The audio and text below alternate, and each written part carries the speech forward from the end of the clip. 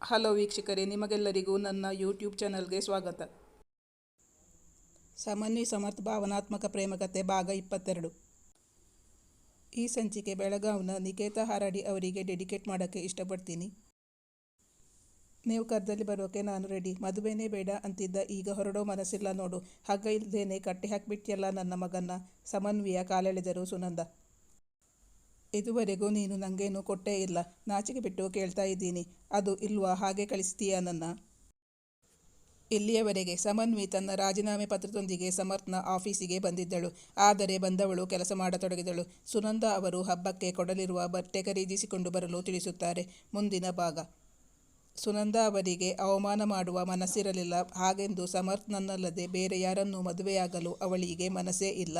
ಮನಸ್ಸೊಬ್ಬನಿಗೆ ಕೊಟ್ಟು ಇನ್ನೊಬ್ಬನ ಜೊತೆ ಸಂಸಾರ ಮಾಡಲು ಅವಳಿಂದ ಸಾಧ್ಯವೇ ಇಲ್ಲ ಎಂದು ನಿರ್ಧರಿಸಿದ್ದಳು. ಹುಡುಗನನ್ನು ತಿರಸ್ಕರಿಸಲು ಏನಾದರೂ ಒಂದು ಕಾರಣ ಹುಡುಕಬೇಕಾಗಿತ್ತು. ಅವಳು ಅದನ್ನೇ ಯೋಚಿಸುತ್ತಿದ್ದಳು. ಸಮನ್ವಿ ಹೋಗಿ ಬಾಗಿಲು ತೆರೆದಳು. ಸುನಂದ ಅವರೊಬ್ಬರೇ ಬಂದಿದ್ದರು. ಬನ್ನಿ ಬನ್ನಿ ಆಂಟಿ, ಕೂತ್ಕೊಳ್ಳಿ ಎಂದು ಅವರನ್ನು ಸ್ವಾಗತಿಸಿದಳು ಸಮನ್ವಿ. ಹುಡುಗನಿದ್ದರೆ ಖಂಡಿತ ಅವರೊಂದಿಗೆ ಬರುತ್ತಿದ್ದ. ಅವನನ್ನು ಕಾಣದೆ ಅವಳಿಗೆ ಮನಸ್ಸಿಗೆಷ್ಟೋ ಸಮಾಧಾನವಾಯಿತು. ಆದರೆ ಸುಮಿತ್ರಾ ಅವರಿಗೆ ಹುಡುಗ ಬರಲಿಲ್ಲವಲ್ಲ ಎಂಬ ಬೇಸರವಾಯಿತು. ನಿನ್ನೆಯಿಂದ ಅವರು ತುಂಬ ಸಂತೋಷದಲ್ಲಿದ್ದರು. ಅದೇ ಸಂತೋಷದಲ್ಲಿ ಹುಡುಗನನ್ನು ಬರಮಾಡಿಕೊಳ್ಳಲು ತಯಾರಿ ನಡೆಸಿದ್ದರು. ಹುಡುಗನನ್ನು ಕಾಣದೆ ಬೇಸರವಾದರೂ ತಮ್ಮ ಬೇಸರವನ್ನು ತೋರಿಸಿಕೊಳ್ಳಲಿಲ್ಲ. ಸಮನ್ವಿ ಅವರಲ್ಲಿ ಉಭಯ ಕುಶಲೋಪರಿ ವಿಚಾರಿಸಿದ ಬಳಿಕ ಅವರಿಗೆ ಕಾಫಿ ತಿಂಡಿ ತರಲೆಂದು ಅಡುಗೆ ಮನೆಗೆ ಹೋದಳು. ಸುನಂದ ಅವರು ಮಾತಿಗಾರಂಭಿಸಿದರು. ಇವತ್ತು ಭಾನುವಾರ ಅಲ್ವಾ? ಎಲ್ಲರೂ ಮನೆಯಲ್ಲಿದ್ದಾರೆ ಅನಿಸುತ್ತೆ. ಆದ್ದರಿಂದ ಅವರವರ ಗಾಡಿನೇ ಮನೆ ಮುಂದೆ ನಿಲ್ಲಿಸಿಬಿಟ್ಟಿದ್ದಾರೆ. ಒಂದೊಂದು ಮನೆಯಲ್ಲೂ 2-3 ಗಾಡಿ ಇದ್ದರೆ ಇನ್ನೇನು ಮಾಡೋಕ್ಕಾಗುತ್ತೆ? ಗಾಡಿ ಪಾರ್ಕ್ ಮಾಡೋಕ್ಕೆ ಜಾಗ ಸಿಗಲಿಲ್ಲ. ಮುಂದೆಲ್ಲಾದರೂ ಪಾರ್ಕ್ ಮಾಡಿ ಬರ್ತೀನಿ ಅಂತ ಹೋದ ಸಮರ್ಥ್. ಮಗನು ತನ್ನೊಂದಿಗೆ ಬಾರದಿದ್ದುದಕ್ಕೆ ಕಾರಣ ತಿಳಿಸಿದರು. ಸಮರ್ಥ್ ಜೊತೆ ಹುಡುಗ ಬಂದಿರಬಹುದೇನೋ ಅಂದುಕೊಂಡರು ಸುಮಿತ್ರಾ. ಸಮರ್ಥ್ ಮನೆಯೊಳಗೆ ಬಂದಾಗ ಸಮನ್ವಿ ಅಡುಗೆ ಮನೆಯಲ್ಲಿ ಕಾಫಿ ಮಾಡಲೆಂದು ಹಾಲು ಒಲೆಯ ಮೇಲಿಟ್ಟುಕೊಂಡು ಪ್ಲೇಟಿಗೆ ತಿಂಡಿ ಹಾಕುತ್ತಿದ್ದಳು. ಸಮರ್ಥ್ ಬಂದವನೇ. ಸಮನ್ವಿಯಲ್ಲಿ ಆಂಟಿ ಎಂದು ಕೇಳಿದ. ಅವರು ಅಡುಗೆ ಮನೆಯಲ್ಲಿರುವುದಾಗಿ ತಿಳಿಸಿದರು. ಕೂಡಲೇ ಸಮರ್ಥ್ ಅಡುಗೆ ಮನೆಯೊಳಗೆ ಬಂದಿದ್ದ. ಈಗ ಅವನೊಬ್ಬನೇ ಬಂದನ, ಅಲ್ಲ ಹೊರಗೆ ಅವನ ಜೊತೆ ಇನ್ನಾರಾದರೂ ಬಂದಿದ್ದಾರಾ ಎಂಬ ಸಂಶಯವಿತ್ತು ಸಮನ್ವಿಗೆ. ಆ ಘಟನೆ ಬಳಿಕ ಅವಳು ಅವನಲ್ಲಿ ಮಾತಾಡಿರಲಿಲ್ಲ. ಅವನಿಂದ ಆದಷ್ಟು ದೂರವಿರುತ್ತಿದ್ದಳು. ಸಾಧ್ಯವಾದಷ್ಟು ಸಮರ್ಥ್ನಿಂದ ತಪ್ಪಿಸಿಕೊಳ್ಳಲು ನೋಡುತ್ತಿದ್ದಳು. ಅದಕ್ಕೆ ಅವನೇ ಕೇಳಿದ, ನನ್ಮೇಲಿನ ಕೋಪ ಇನ್ನೂ ಕಡಿಮೆಯಾಗಿಲ್ವಾ? ಅವಳು ಅವನಿಗುತ್ತರಿಸದೆ ಒಲೆಯ ಮೇಲಿಟ್ಟ ಹಾಲನ್ನೇ ನೋಡುತ್ತಾ ನಿಂತಿದ್ದಳು. ತನ್ನ ಜೇಬಿನಲ್ಲಿದ್ದ ಅವಳು ಬಿಡಿಸಿದ ಚಿತ್ರವನ್ನು ಅವಳಿಗೆ ಹಿಂದಿರುಗಿಸಲು, ತಗೋ, ಇನ್ನಾದರೂ ನಿನ್ನ ಸಿಟ್ಟು ಇಳಿಯುತ್ತಾ ನೋಡ್ತೀನಿ ಎನ್ನುತ್ತಾ ಅವಳ ಮುಂದೆ ಹಿಡಿದ. ಅವಳು ಅದನ್ನು ತೆಗೆದುಕೊಳ್ಳಲು ಕೈ ಮುಂದಕ್ಕೆ ತಂದಾಗ ಪುನಃ ಹಿಂದಕ್ಕೆಳೆದುಕೊಂಡಿದ್ದ. ಹಾಂ, ನಾನಿದನ್ನು ಕೊಡ್ತೀನಿ. ಆದರೆ ನಾನು ಇವತ್ತು ಇದನ್ನು ಕೊಡಬೇಕಾದ್ರೆ ನಾನು ಮೊನ್ನೆ ನಿಂಗೆ ಕೊಟ್ಟಿದ್ನಲ್ಲ, ಅದನ್ನು ರಿಟರ್ನ್ ಮಾಡು, ಆಗ ಕೊಡ್ತೀನಿ ಎಂದ. ಅವನು ಕೇಳುತ್ತಿರುವುದು ಏನು ಎಂದು ಅವಳಿಗೆ ಅರ್ಥವಾಗಿತ್ತು. ಒಮ್ಮೆಲೆ ಅವಳ ಮುಖ ಕೆಂಪಾಯಿತು. ಹೊರಗೆ ಅವರಿಬ್ಬರ ತಾಯಂದಿರೂ ಇದ್ದರು. ಆದರೂ ಅವನು ಕೇಳುತ್ತಿದ್ದ. ಇವನು ನಿರ್ಲಜ್ಜ, ಇವನಿಗೆ ಸ್ವಲ್ಪವೂ ನಾಚಿಕೆ ಇಲ್ಲ ಎಂದುಕೊಂಡಳು ಮನದಲ್ಲೇ. ನಂಗೆ ಬೇಡ, ಅದನ್ನು ನೀವೇ ಇಟ್ಕೊಳ್ಳಿ ಎಂದಳು ಸಮನ್ವಿ. ಕೋಪ ಮಾಡಿಕೊಂಡಾಗ ನೀನು ಚೆನ್ನಾಗಿ ಕಾಣಿಸ್ತೀಯ, ಅದಕ್ಕೆ ನಿನ್ನ ರೇಗಿಸೋದು. ಅವಳ ಸಮೀಪಕ್ಕೆ ಬಂದ. ನೀನು ಇಷ್ಟಪಟ್ಟ ಹುಡುಗ ಯಾರು ಅಂತ ನನಗೆ ಗೊತ್ತಾಯಿತು. ಅವನನ್ನೇ ಕರ್ಕೊಂಡು ಬಂದಿದ್ದೀನಿ. ಹುಡುಗನ್ನ ನೋಡೋಕೆ ಬರಲ್ವಾ? ಈಗ ಸಮನ್ವಿ ಅವನತ್ತ ನೋಡಿದಳು. ಒಂದು ಕ್ಷಣ ಇಬ್ಬರ ಕಣ್ಣುಗಳು ಒಂದಾದವು.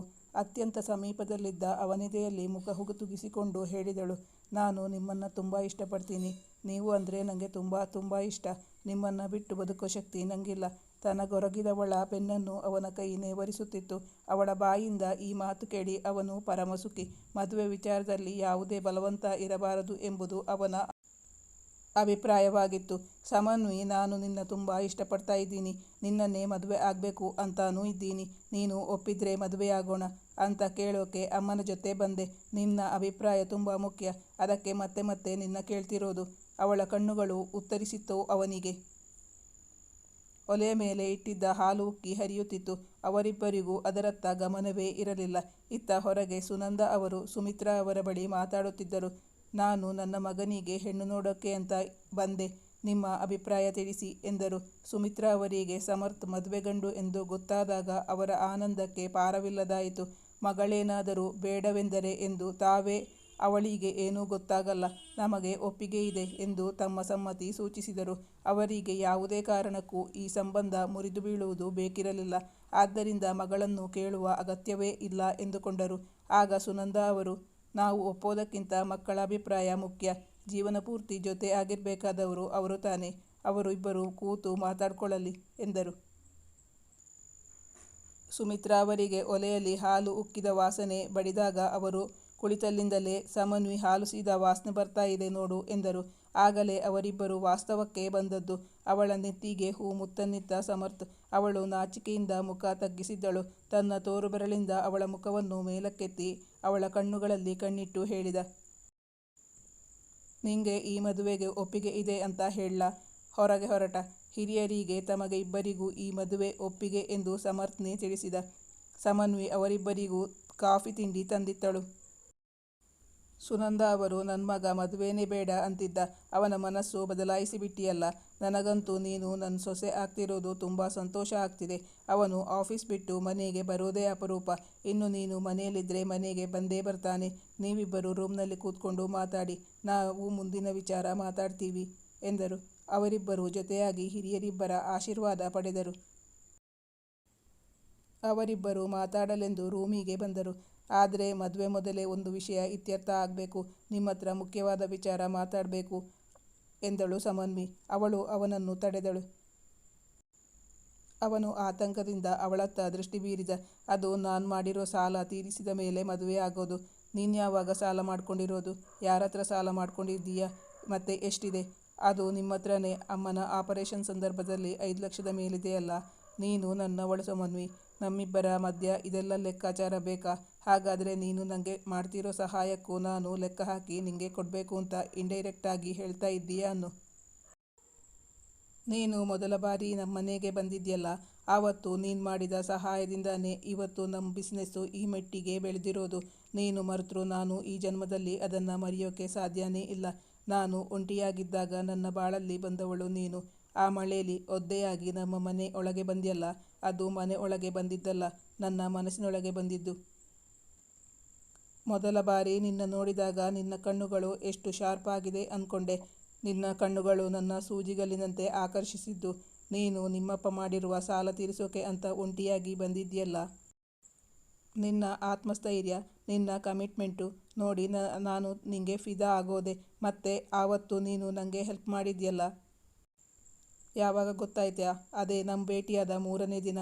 ಆವತ್ತು ನೀನು ನನ್ನವಳು ಅಂತಾನೆ ಅಂದ್ಕೊಂಡಿದ್ದೆ. ಅದಕ್ಕೆ ನಾನು ನಿನಗೆ ಪ್ರೀತಿಯ ಕಾಣಿಕೆ ಕೊಟ್ಟಿದ್ದು. ಅದಕ್ಕೆ ನಿನ್ನ ಪರ್ಮಿಷನ್ ತಗೋಬೇಕು ಅಂತ ನನಗೆ ಅನ್ನಿಸ್ಲೇ ಇಲ್ಲ. ಅದು ನಾನು ಪ್ರೀತಿಯಿಂದಾನೇ ಕೊಟ್ಟಿದ್ದು. ಮರುದಿನ ನೀನು ನನ್ನ ಬಿಟ್ಟು ನಿಮ್ಮೂರಿಗೆ ಹೋಗ್ತಿ ಅಂದ್ಕೊಂಡಿಯಲ್ಲ, ನಾನು ತುಂಬ ಬೇಜಾರು ಮಾಡ್ಕೊಂಡಿದ್ದೆ. ನೀನು ನಮ್ಮನೆಯಿಂದ ಹೋಗೋದು ನನಗೆ ಇಷ್ಟನೇ ಇರಲಿಲ್ಲ. ಅದಕ್ಕೆ ನೀನು ಹೋಗೋ ಟೈಮಲ್ಲಿ ಆಫೀಸ್ನಲ್ಲಿ ಇರ್ತೀನಿ, ಬಾಗಿಲು ಹಾಕ್ಕೊಂಡು ಹೋಗು ಅಂತ ಹೇಳಿದ್ದು. ನಮ್ಮಿಬ್ಬರ ಹಣೆಯಲ್ಲಿ ನಾವಿಬ್ಬರು ಜೊತೆ ಆಗಿರಬೇಕು ಅಂತ ಇತ್ತು ಅನಿಸುತ್ತೆ. ಅದಕ್ಕೆ ಡ್ರೈವರ್ ಬಾರದೆ ನಾನೇ ನಿನ್ನ ಕರ್ಕೊಂಡು ಊರಿಗೆ ಹೋಗೋ ಹಾಗಾಗಿದ್ದು. 2 ತಿಂಗಳಿಂದ ಒಂಟಿಯಾಗಿದ್ನಲ್ಲ, ನೀನು ನಮ್ಮನೆಗೆ ಬಂದಾಗ.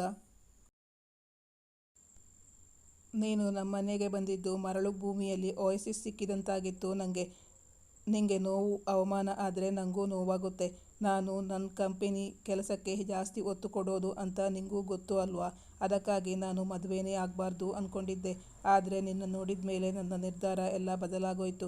ಸುಮಿತ್ರಾ ಆಂಟಿಗೆ ನಿನ್ನ ಮದುವೆ ಮಾಡುವ ಆತುರ ದಿನದಿಂದ ದಿನಕ್ಕೆ ಜಾಸ್ತಿ ಆಗ್ತಾ ಇದೆ ಅಂತ ಮೊನ್ನೆ ನಿನ್ನ ಬ್ಯಾಗು ಕೊಡೋಕ್ಕೆ ಅಂತ ಬಂದಿದ್ನಲ್ಲ, ಆಗಲೇ ಗೊತ್ತಾಯಿತು. ಇನ್ನೂ ಲೇಟಾದರೆ ನೀನು ನನ್ನ ಕೈ ತಪ್ಪಿ ಹೋಗ್ತೀಯ ಅನ್ನಿಸ್ತು. ಅದಕ್ಕೆ ಅಪ್ಪ ಅಮ್ಮಂಗೆ ಇಬ್ಬರಿಗೂ ನನ್ನ ಮನಸ್ಸಲ್ಲಿರೋದನ್ನು ಹೇಳಿದ್ದೀನಿ. ಅಪ್ಪ ಅಂತೂ ತುಂಬ ಖುಷಿಪಟ್ಟಿದ್ದಾರೆ.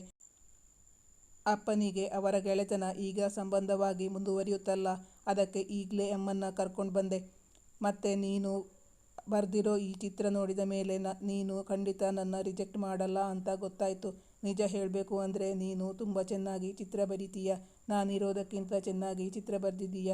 ನೀನು ಯಾವಾಗ ನನ್ನ ಅಷ್ಟೊಂದು ಅಬ್ಸರ್ವ್ ಮಾಡಿರೋದು? ಮತ್ತು ಈ ಚಿತ್ರ ಯಾವಾಗ ಬರೆದಿರೋದು? ಅದೌದು, ಮತ್ತು ನೀನು ಯಾವಾಗ ನನ್ನ ಪ್ರೀತಿಸೋಕೆ ಸ್ಟಾರ್ಟ್ ಮಾಡಿದ್ದು? ನಿನ್ನ ಕೂದಲಿಂದ ಮರಳು ಆರಿಸೋ ಕೆಲಸ ಕೊಟ್ಟಿಯಲ್ಲ, ನನಗೆ ಆ ಕೆಲಸ ತುಂಬ ಇಷ್ಟ ಆಯಿತು. ಮತ್ತೆ ಬೀಚ್ಗೆ ಯಾವಾಗ ಹೋಗೋಣ? ಸಮರ್ಥ್ ಅವಳನ್ನು ಯಾವಾಗ ಪ್ರೀತಿಸಲು ಶುರು ಮಾಡಿದ್ದು ಎಂಬುದನ್ನು ಸುದೀರ್ಘವಾದ ವಿವರಣೆಯೊಂದಿಗೆ ವಿವರಿಸಿದ್ದ. ಅವನ ಪ್ರಶ್ನೆಗಳಿಗೆ ಉತ್ತರಿಸತೊಡಗಿದಳು ಸಮನ್ವಿ. ಥ್ಯಾಂಕ್ಸ್. ನೀವು ಜ್ವರ ಬಂದು ಮಲಗಿದ್ದಾಗ ನಿಮ್ಮ ಪಕ್ಕನೇ ಕುಳಿತಿದ್ದೆ ಅಲ್ವಾ? ಮಾತ್ರೆ ಪವರಿಗೆ ನೀವು ನಿದ್ದೆ ಮಾಡಿದ್ರಿ. ಆಗ ಈ ಚಿತ್ರ ಬರೆದಿದ್ದು. ನೀವು ಯಾವಾಗ ಹೇಳ್ತೀರೋ ಆವತ್ತು ಬೀಚ್ಗೆ ಹೋಗೋಣ. ನೀವು ಕರ್ದಲ್ಲಿ ಬರೋಕೆ ನಾನು ರೆಡಿಯಾಗಿದ್ದೀನಿ ಎಂದಳು.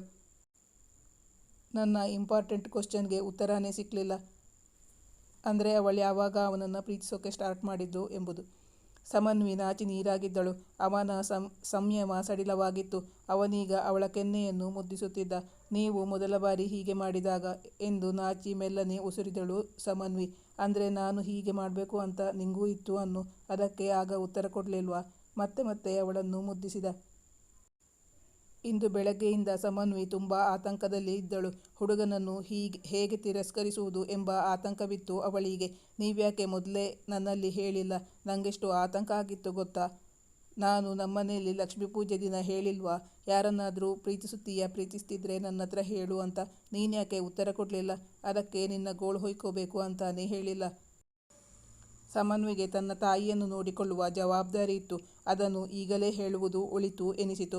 ಮದುವೆ ಆದಮೇಲೆ ಅಮ್ಮ ನನ್ನ ಜೊತೆಗೆ ಇರ್ತಾರೆ, ಅದೆಲ್ಲ ನಂಗೊತ್ತು. ನನ್ನ ಜೊತೆ ಅನ್ಬೇಡ, ನಮ್ಮ ಜೊತೆ ಅನ್ನು. ಸಮರ್ಥ್ ಅವಳನ್ನು ತಿದ್ದಿದ.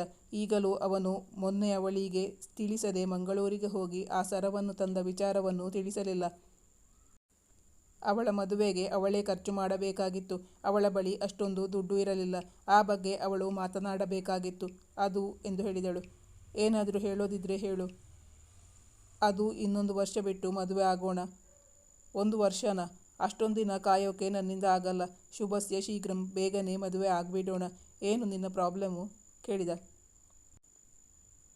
ನಿಂಗೆ ಅಷ್ಟು ದಿನ ನನ್ನ ಬಿಟ್ಟಿರೋಕೆ ಅಷ್ಟು ಆಸೆನಾ? ನನಗಂತೂ ಸಾಧ್ಯನೇ ಇಲ್ಲ. ಮದುವೆಗೆ ದುಡ್ಡು ಹೊಂದಿಸ್ಬೇಕಲ್ಲ, ಹೇಳಿದಳು ಸಮನ್ವಿ. ಆವತ್ತೇ ನಿಂಗೆ ಪ್ರಾಮಿಸ್ ಮಾಡಿದ್ದೀನಲ್ಲ, ನಿನ್ನ ಮದುವೆ ಸಂಪೂರ್ಣ ಜವಾಬ್ದಾರಿ ನಂದು ಅಂತ. ಹುಡುಗನ್ನ ಹುಡುಕಿಕೊಡೋದಷ್ಟೇ ಅಲ್ಲ, ಸಂಪೂರ್ಣ ಜವಾಬ್ದಾರಿನೂ ನಂದೇ. ಅದಕ್ಕೆ ನೀನು ಯೋಚನೆ ಮಾಡಬೇಡ. ಅವಳ ಆ ಆತಂಕವನ್ನು ಕಡಿಮೆ ಮಾಡಿದ್ದ ಸಮರ್ಥ್. ಮತ್ತೆ ಆಂಟಿ ಅಂಕಲ್ ನನ್ನ ಒಪ್ಪಿಕೊಂಡಿದ್ದಾರಾ? ಅವಳಿಗೆ ಆ ಆತಂಕವಿತ್ತು. ಅದನ್ನು ಪರಿಹರಿಸಲೋಸ್ಕರ ಅವನಲ್ಲಿ ಕೇಳಿದಳು. ಮೊದಲ ಬಾರಿ ನೀನು ನಮ್ಮ ಮನೆಗೆ ಬಂದಾಗ ಅವರತ್ರ ಫೋನಲ್ಲಿ ಮಾತಾಡಿದ್ಯಲ್ಲ, ಆಗಲೇ ನಿನ್ನ ಬಗ್ಗೆ ಅಭಿಮಾನ ಮೂಡಿತ್ತು.